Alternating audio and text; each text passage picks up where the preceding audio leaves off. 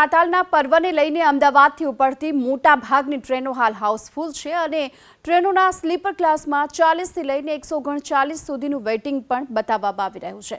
અમદાવાદથી મુંબઈ જતી ટ્રેનોમાં સ્લીપર ક્લાસમાં 40 થી વધુનું વેઇટિંગ જોવા મળી રહ્યું છે। આ સાથોસાથ દિલ્હી, ગોરખપુર, ગુવાહાટી, અજમેર, રાજસ્થાન, શાલીમાર, લખનઉ, પટના, જયપુર, જોધપુર જતી ટ્રેનોમાં પણ વેઇટિંગ છે, જે ક્રિસમસના તહેવારને લઈને ક્લિયર થાય તેમ નથી લાગી રહ્યું, જેના કારણે હવે ટિકિટ કન્ફર્મ ન થાય ત્યાં સુધી પ્રવાસને લઈને ભારે મૂંઝવણ પણ ઊભી થઈ છે। નાતાલના પર્વને લઈને અમદાવાદથી ઉપડતી મોટા ભાગની ટ્રેનો હાલ હાઉસફુલ છે અને ટ્રેનોના સ્લીપર ક્લાસમાં 40 થી લઈને 139 સુધીનું વેઇટિંગ પણ બતાવવામાં આવી રહ્યું છે।